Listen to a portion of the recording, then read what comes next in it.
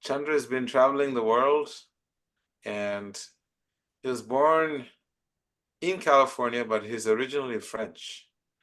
So he's got his beautiful French channel where he's sharing wisdom of the Gita and various other wisdom texts.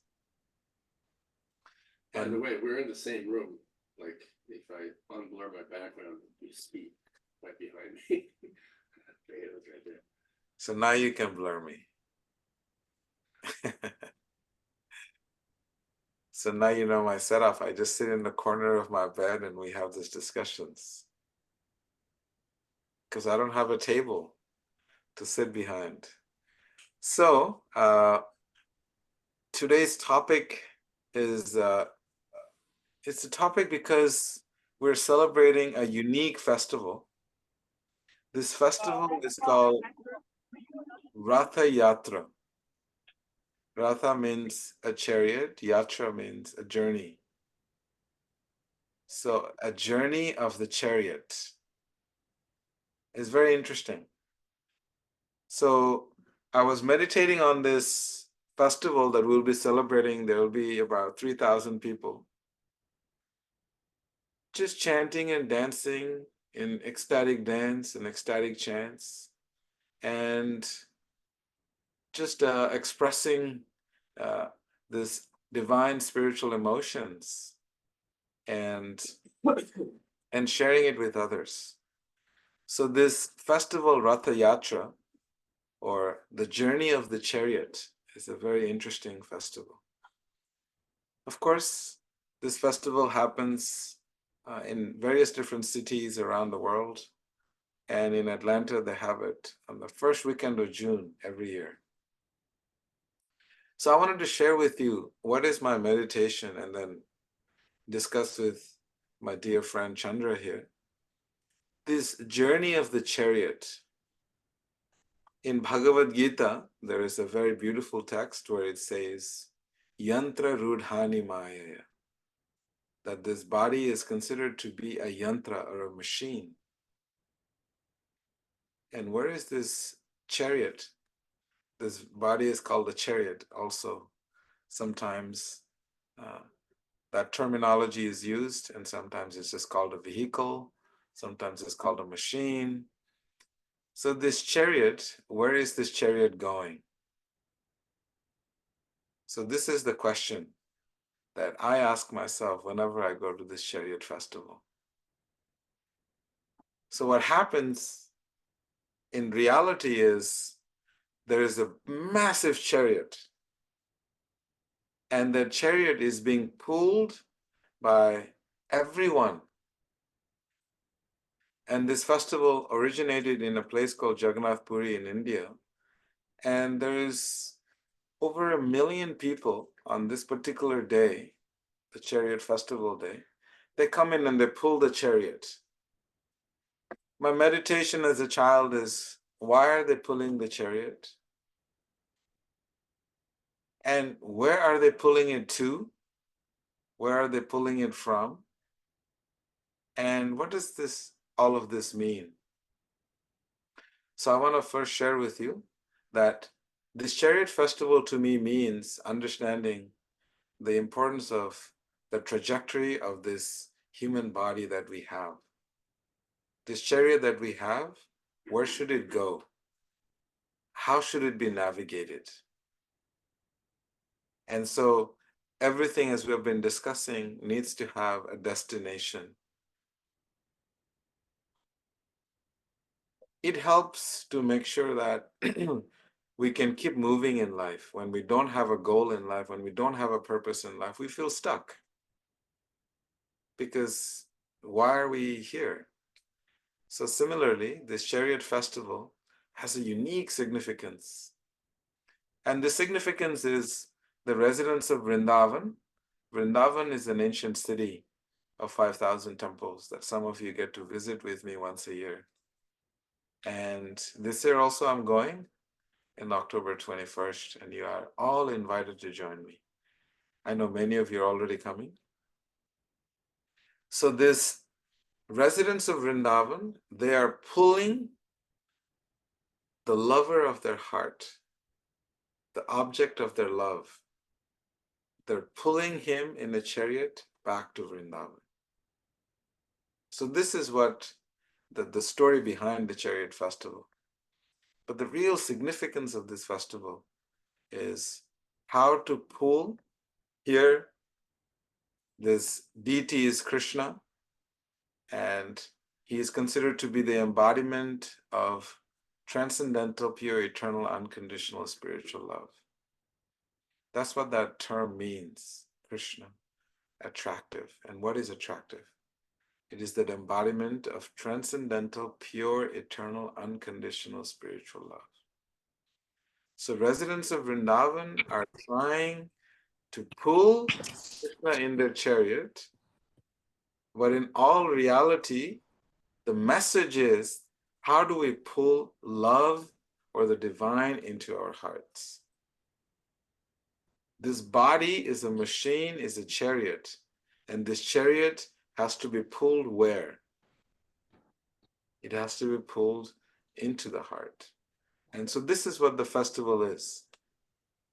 And so it's happening this weekend, and I just wanted to share with all of you. So Chandra, please share with us, what are your meditations and thoughts around this beautiful topic? How to invite and invoke the divine into our heart.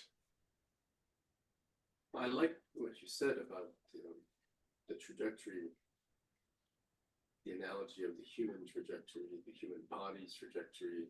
Can everyone hear him? No. Oh, they cannot hear.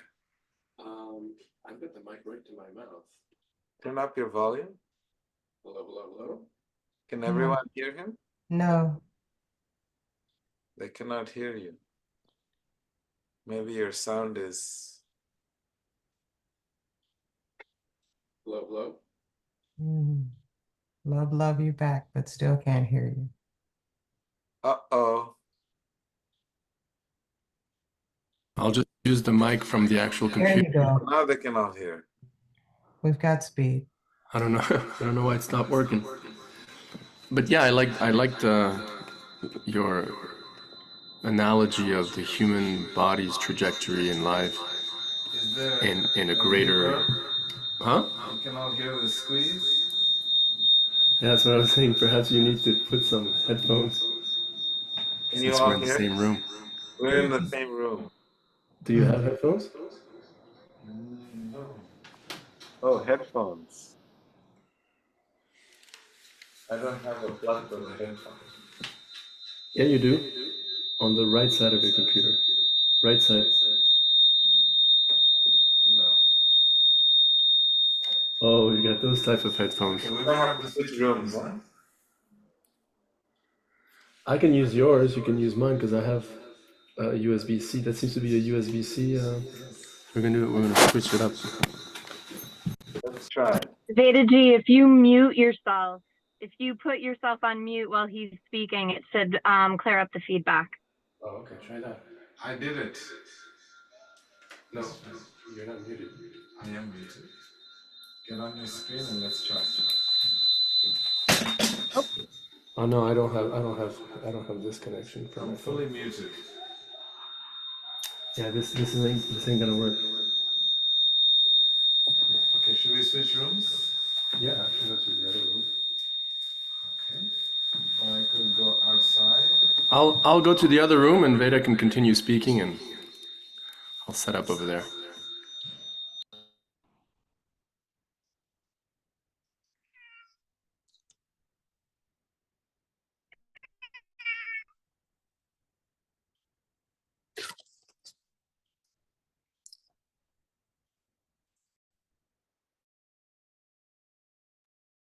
You're on mute, Sara. We can hear you. Okay. Now can you hear me? So the beautiful part of this festival that is held once a year is a reminder to all of us that the most powerful utility of this human body that we have, this chariot that is being driven, and that the mind is the driver, and the senses, the five senses, are the horses, and the soul is a passenger. So how to take this chariot and drive it not outwards into the world, but how to drive this chariot into the heart. Because when we drive out, it looks like there's light outside, but actually there's more light inside than outside. Everything outside, the wisdom texts are teaching us that everything outside leads to darkness. And the real is working? Yeah, I think so. We go outside. And the real light that we are seeking, the real light we're seeking is internal. And that's the seat of the soul. That is where the Paramatma, the super soul or the supreme consciousness will live in this sacred space called the heart space. And so therefore, this Ratha Yatra festival is a day where all the residents of Vrindavan are celebrating this festivity of inviting the divine into their heart. You know, some of us may, try to ask ourselves, it's very easier said than done. How do we just invite the divine into our heart? Some sages are explaining to us that all we have to do in order to allow the divine into our heart is to just open the doors. And the reason we are not able to experience this divine spiritual emotions of pure love is because we are keeping the door closed. So once a year, this powerful reminder, it's a colorful chariot, 50 feet chariot that goes through the streets with thousands of people. It is a reminder for us. It is now time for us to dive into the depths of our inner being. And this festival is so beautifully celebrated in different parts of the world that if you actually experience one of these festivals, you will really understand what it means to dive into the innermost chambers of our hearts. So this Ratha Yatra festival is really, really getting in touch with the divine nature of the heart. Can you hear me? Yes, we can all hear you. So Chandra, please let us discuss about the divine nature of the heart and how we can invoke and invite the embodiment of this transcendental, pure, eternal, unconditional spiritual love and have that experience. So what are your thoughts around it? Please share with us. Well, like I was trying to say at the beginning, I really like your analogy of the chariot of our body, in parallel with this chariot that's going down this road. And I was just thinking about how all these nice people here online are using the facility of their human body or their human chariot in a way that is most valuable, in terms of long-term and eternal benefit, right? When you started speaking, you made me think of this famous aphorism in Sanskrit that goes, Atato Brahma Jigyasa, which I know you know. And the interesting thing about this aphorism is that it's like the first sentence in a text, I think, called the Vedanta Sutra, and it starts with the word now, therefore. So the question is asked, well, why would you start a book or any sort of written document with the word therefore, right? Like you write once upon a time, but not therefore. And so what does this therefore imply? It implies that now that a conscious, like we say we're conscious beings having a human experience, right? It's not that we have a soul, we are souls having a human experience. So now that we have this chariot, this human body, as a facility to connect to the divine, we should by all means do that, and make that a very important element in our life, right? The cultivation of the spirit, to use Christian terminology. So I'm really impressed by how the very fact that everybody here online is hearing about the importance of culturing, nurturing the soul and connecting with the divine is testimony that you're using that chariot in the right way.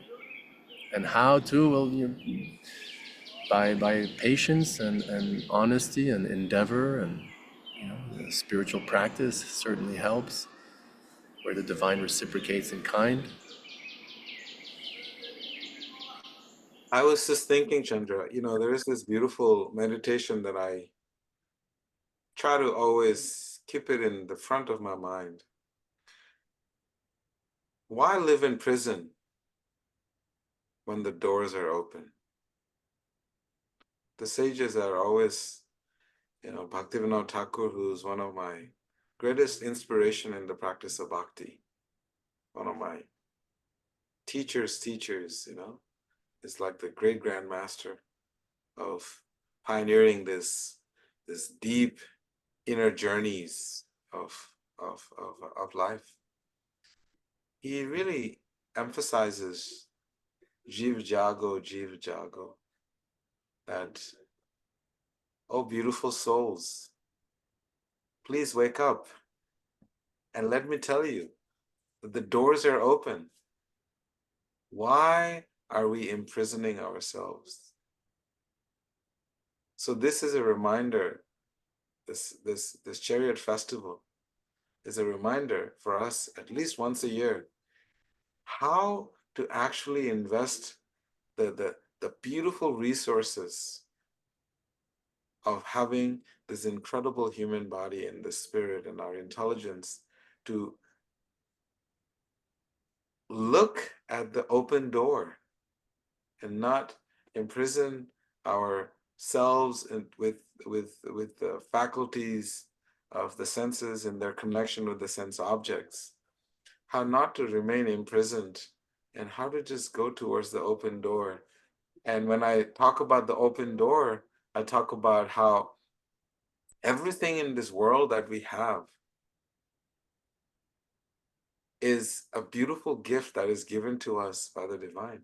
The very fact that we inhale and we breathe in this oxygen, it is the same air that each and every one of us all around the world breathe in. We're surviving in the same oxygen, and that unites all of us. It's the same planet.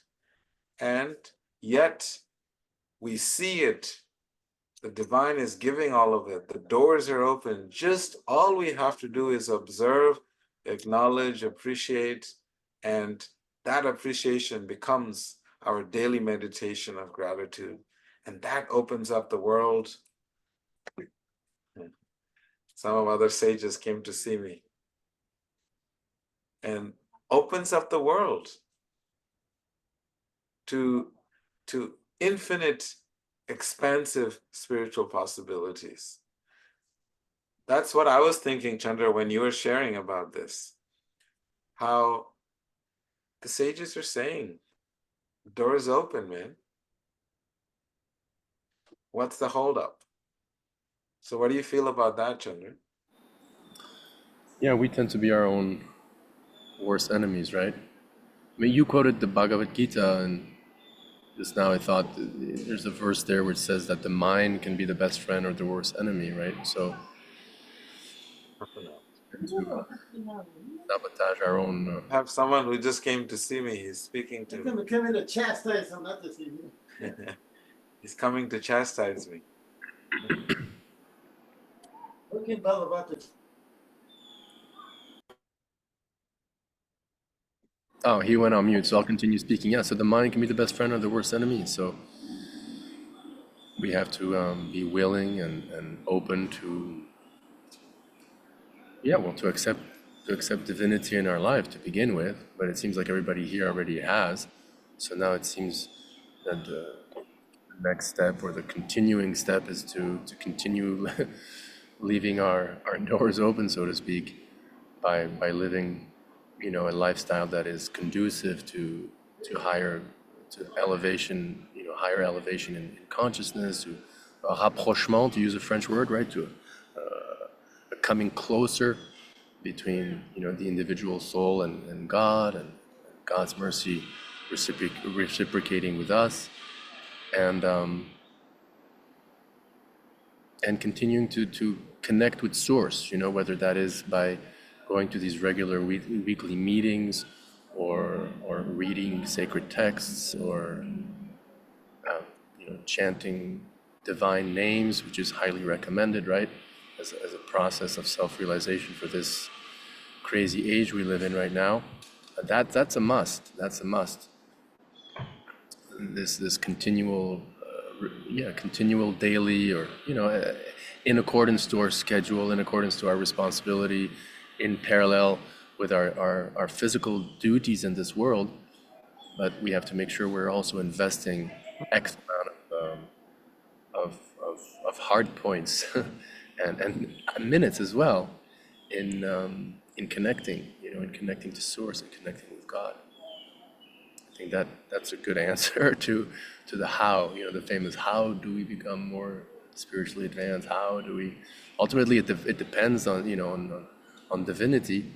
I don't think there's a sort of a mathematical, like, if you do this and that, you're bound under all circumstances at all times to get XYZ result.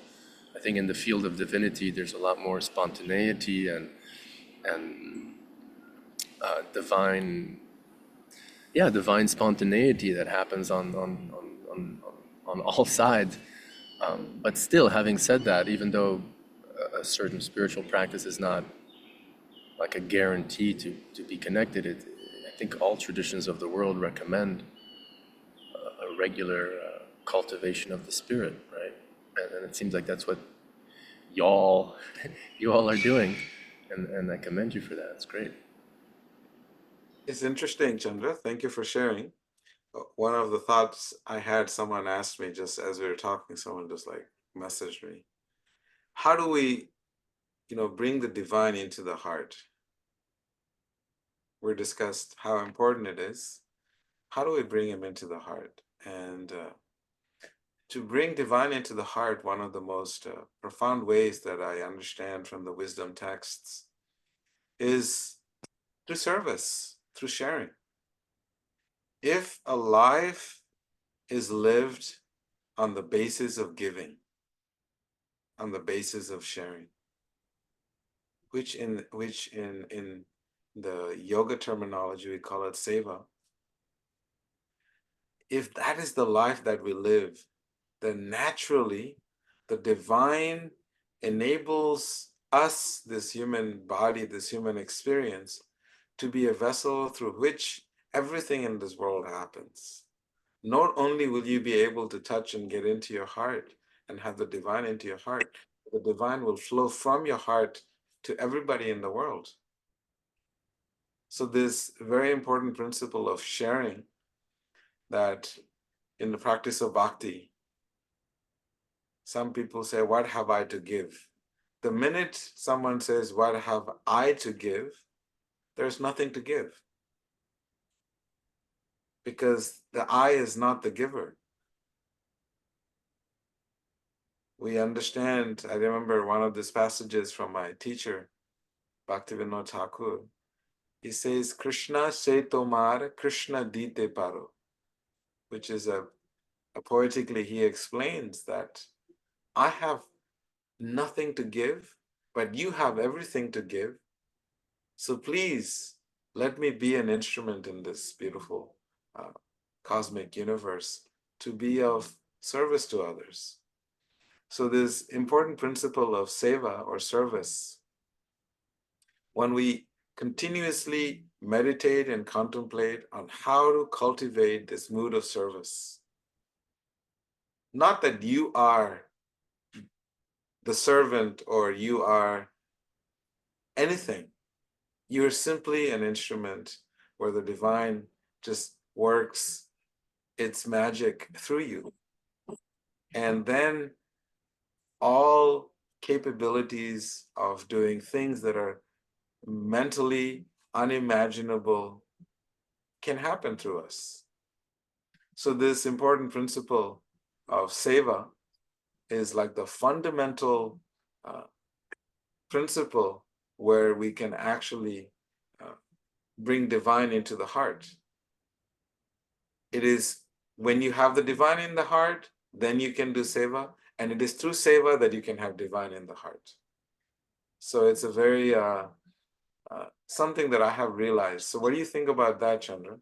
This principle of sharing is the real key. The principle of practicing the mood of giving, practicing the mood of having the right attitude of service, and everything happens. That's where the miracle is. You remind me of a song by Bob Marley in one of his later albums where there's a line, it's called Pass It On. And one of the lines is, live for yourself and you will live in vain. Live for others and you will live again. In the kingdom of Jah, man shall raise. So live for yourself, you will live in vain. Live for others and you will live again. At the same time, we have to remember who are we, who is the other? When we speak of like live for others, we have to remember that others are also spiritual beings experiencing a human experience, right?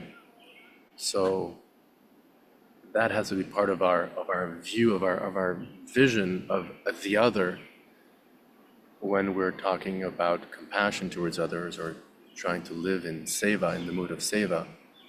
We're really serving other souls, really, right? Other souls,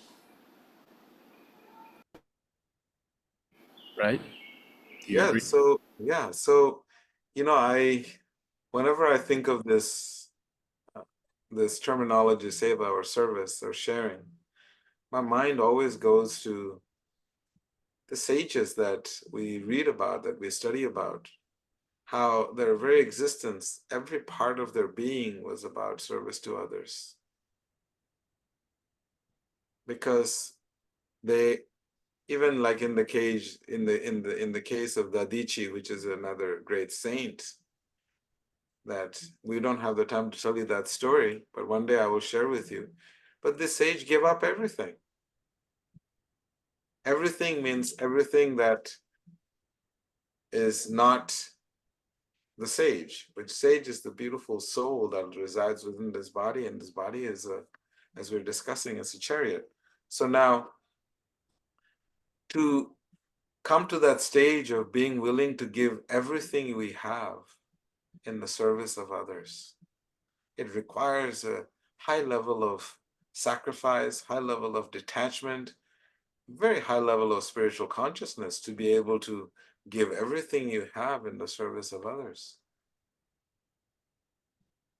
So this consciousness of seva is really the supreme consciousness in its relationship with the divine consciousness that we all are part of.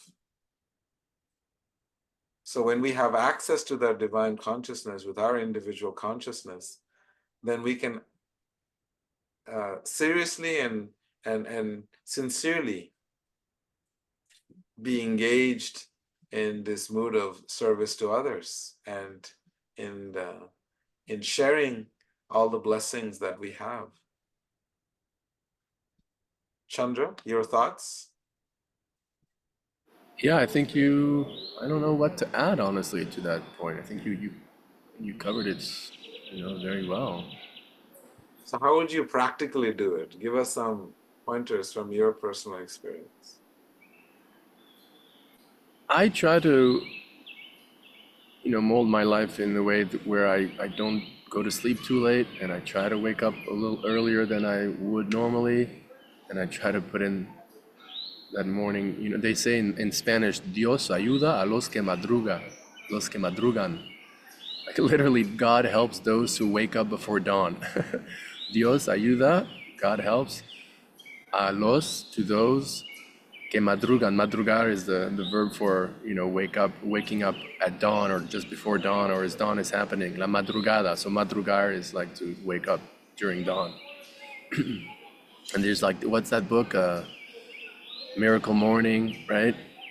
A lot of self-help or self-development, you know, authorities know about the benefit of that morning time.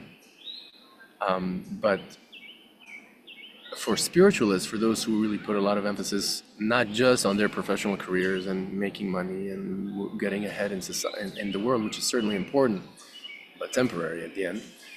For spiritual emancipation, that morning time is also, you know, extremely important to absorb oneself. So I try to, for example, practically speaking, I try to, like I try not to get online in the morning, you know. And I try to make an effort to wake up a little earlier than I would, you know, than I have to, and without getting absorbed in the world, so to speak. I try to really focus on source. Then that's when I chant, you know, I chant Hare Krishna, and I read. I like to read sacred scripture, and basically those two things, you know, praying, chanting, coming in contact with sound, sacred sound, transcendental sound, or sound that I consider to be transcendental. So therefore, scripture and names of God or prayers, right? Since I'm on a roll of reggae artists, you know, Steel Pulse has a song called "Chant a Psalm a Day." There was this reggae band that was not as famous, of course, as Bob Marley, but it was called Steel Pulse, and they had this song called "Chant a Psalm a Day." And you know, the Psalms in the Bible, and some of them are beautiful. So if you ask me what I would suggest, I don't know how much of a, you know, dedicated spiritualist your friends here are, but if you're not already, then I would suggest, you know, try to put, you know, like bet on that morning 1 hour or 2 hours, when everybody, you know, is still sleeping around you, and where you can really absorb yourself like a sponge during that morning time, and then that propels you for the rest of the day, and the sort of the depth of connection with the divine that you achieved during that morning time, especially. I mean, of course, connecting to source you can do any time of the day, right? But Dios ayuda a los que madruga, like that morning time seems to have even more potency or potential to really carry you through the day. So that's my little suggestion.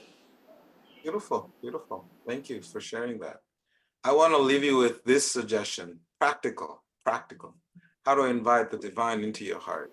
I want to give you some practical suggestions. As if what I suggested is not practical. No, it's very, very practical, but I want to add a little bit more to that because I like the fact of waking up early and a psalms a day. Just to add to that is I recommend that all of you take a piece of paper and write what is right in your life. Write what is right.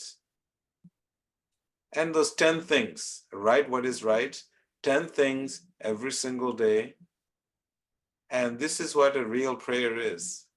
Acknowledgement of the gifts and the boons and the benedictions that we have. That is real prayer. Prayer is not an aspiration. God, I would like to have this. I would like to do this. No, everything has been given to you. There's nothing that you need has not been given to you. Now, how do we reciprocate? And all it requires is for us to spend a little bit of time to write down what is right. Simply write what is right. 10 things. And just read that to yourself. And I can assure you that as per the recommendations of Bhaktivinoda Thakur, he very powerfully explains this power of prayer. Sharanagati is the Sanskrit word, which means the destination of prayer. So simply by going through this exercise, as my friend Chandra explains, that wake up early, a little early, go to bed a little early and start your meditations, japa. Just something more practical to add to what he's already recommended is to write and just count your blessings, and you'll be surprised how much gift is there in your life, how much you already have. And when you start to do this, you will start to realize your material desires and wants and more wants and this never-ending wants will start to diminish. And the quality of life that you experience will start to increase because satisfaction is felt within and hankering is the nature of the mind. And so this practice helps you to get into your heart. And heart is the seat of prayer. Prayer is not a mental exercise where you just, go and thank God for your daily bread or thank God for your whatever superficial things. But it's really understanding how those superficial things or how everything in your life is a divine gift. The very fact that we have roof over our head, food on the table, intelligence to think and find our truth, and our limbs, and an incredible time in the world where we have access to so much guidance and spiritual knowledge, so many incredible wisdom texts. These are all gifts that are readily available for all of us. Now, how do we realize that these are all available? By simply sitting down and journaling. It's very important. It's called the yoga journals, that you start journaling what it is. What are all the benedictions that you have? What are all the gifts that you have? And if you do this every day, you'll notice your whole cellular, physiological being will change. Because the more we feel the scarcity mentality, the more unhappiness, the more hankering is there. And the more you start to see how everything has already been given to you, there is that energy of abundance that you invoke into your life. Because the more you're grateful, the more you get. As most of you know, gratitude opens up the doors for the divine to enter our heart. Gratitude opens the ability to experience the highest quality of life. Chandra, any more sentences? Any more sharings? Yeah, gratitude is really, really, really important. And I really like what you said about how it's sort of already all been provided, We have to have that faith. I think that a lot of Christians are really good at, in spite of perhaps not believing in karma and stuff that's more common to models that accept like past lives and stuff, such as, the Sanatan Dharma traditions. But in spite of that, I'm always very often impressed by just how much faith is expressed in, like, gospel music, for example, or this or that sermon, to the effect that, God has our back, the divine is there, and we are already provided with everything. And it's just, there's abundance, there's so much abundance. But we, like you said, with our sort of somewhat diseased mind or consciousness, tend to feel, and I'm speaking for myself, like I so often find myself in anxiety about various aspects of my life on the physical realm, which don't merit as much anxiety as it should, and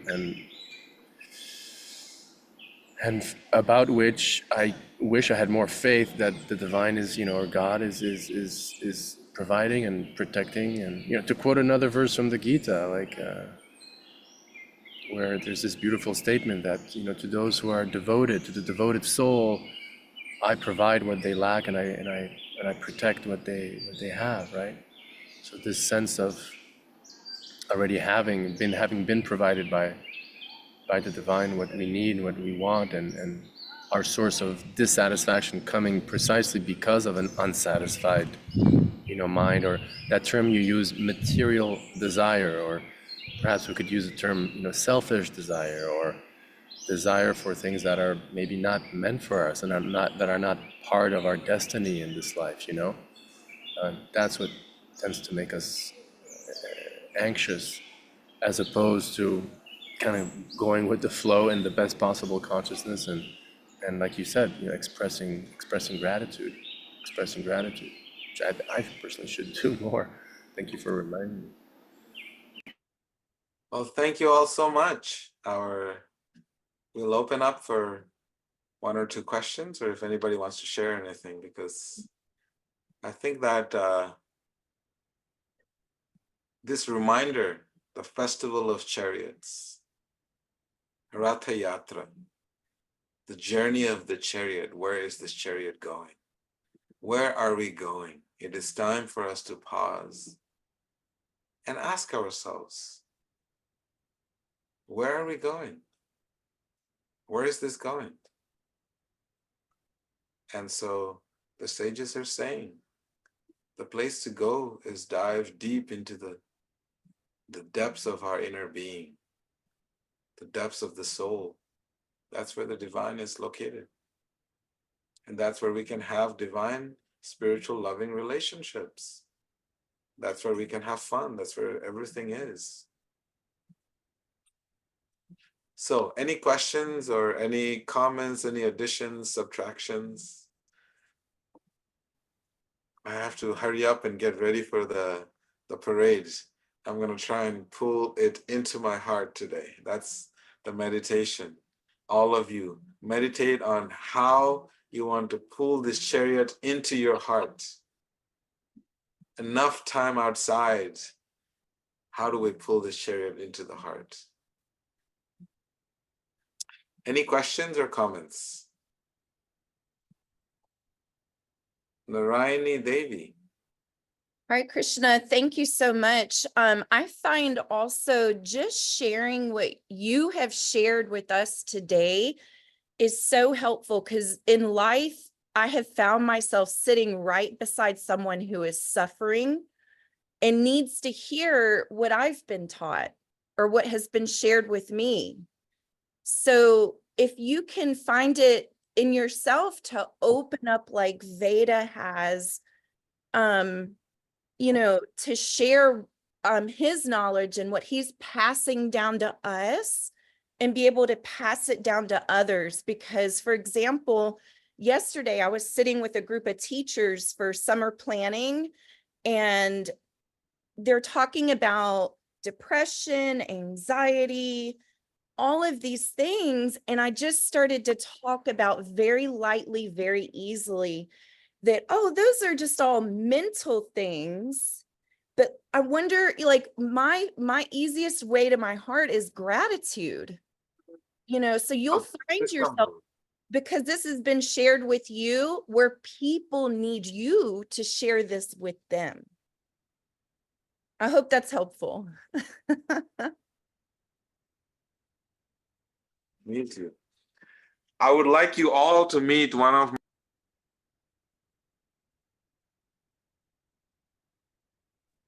You're muted.